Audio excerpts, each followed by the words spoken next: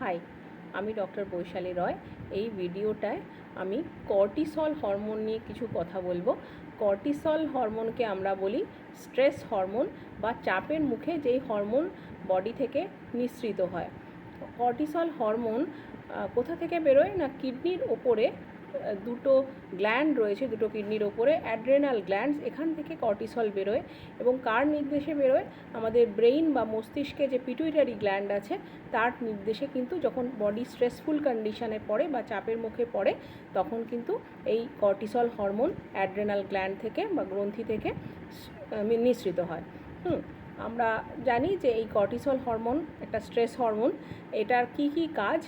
প্রথম কাজই হচ্ছে এটা যখন বডি কোনো চাপের মুখে পড়ছে তখন এটা বডির ব্লাড প্রেশারকে রেগুলেট করে।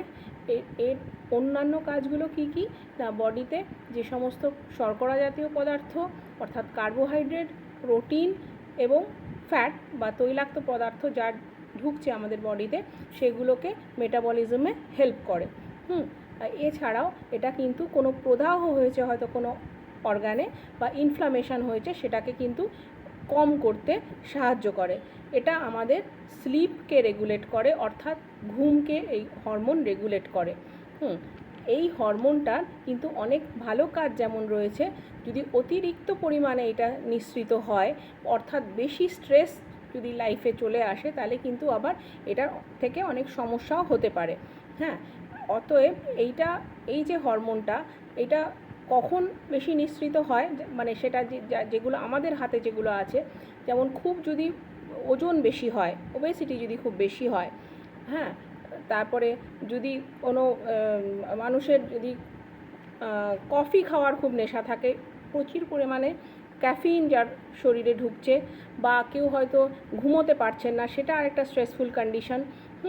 এই সব কন্ডিশানে কিন্তু আমাদের এই হরমোনটা বেশি সিক্রিটেড হয় এবং বেশি দিন ধরে যদি এই হরমোনটা নিঃসৃত হতে থাকে তাহলে কিন্তু শরীরে কি কি সমস্যা হতে পারে না, ডায়াবেটিস মেলাইটাস হতে পারে, বডির ওজন খুব বেড়ে যেতে পারে অর্থাৎ ওবেসিটি হতে পারে, হার্ট ডিজিজ হতে পারে, এই ধরনের অনেক ধরনের সমস্যা কিন্তু হতে পারে। এই যে কর্টিসল হরমোন, এইটা কিন্তু আমরা কিভাবে রেগুলেট করতে পারি যাতে অতিরিক্ত পরিমাণে আমাদের বডি স্ট্রেসড আউট না হয়, তার প্রথম কথাই হচ্ছে আমরা বডির যে ওজন, বডি ওয়েটটাকে আমরা ধরে রাখতে পারি থ্রু প্রপার লাইফস্টাইল চেঞ্জেস বা মডিফিকেশান। আমরা রোজ এক্সারসাইজ করতে পারি, ফ্রি হ্যান্ড এক্সারসাইজ হতে পারে, সাইক্লিং হতে পারে, ওয়াকিং হতে পারে, কোনো জিমিং হতে পারে, সুইমিং হতে পারে, বা কোনো মেডিটেশন হতে পারে, যোগা হতে পারে, এগুলো আমরা করতে পারি যাতে আমাদের স্ট্রেসটা একটু কম থাকে। কফি অতিরিক্ত পরিমাণে কিন্তু আমরা খাবো না। আর হচ্ছে যেগুলো সুগারি ফুড, যাতে প্রচুর পরিমাণে চিনি থাকে, বা যেগুলো প্রসেসড ফুড সেগুলো কিন্তু আমরা কম খাওয়ার চেষ্টা করব, কেননা তাতে কিন্তু এই কর্টিসল হরমোনের পরিমাণটা শরীরে বেড়ে যাবে, সেটা আমাদের প্রকারান্তরে ক্ষতি করবে। এবং আমরা প্রত্যেক দিনই চেষ্টা করব 7 থেকে 8 ঘন্টাকে যেন আমাদের ঘুমটা ঠিক থাকে এবং একটা ডিসিপ্লিনড স্লিপ সাইকেলে যেন আমরা থাকতে পারি, অর্থাৎ মানে একই সময় মোটামুটি আমরা শুতে যাব এবং ঘুম থেকে উঠব।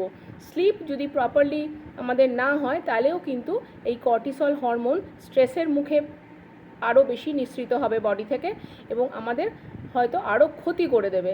সেই জন্য আমরা চেষ্টা করব এই মেথডগুলো যেগুলো বললাম সেগুলো যদি আমরা ফলো করতে পারি তাহলে কর্টিসলের যে পরিমাণ বডিতে আমরা কিন্তু রেগুলেট করতে পারবো। Thank you.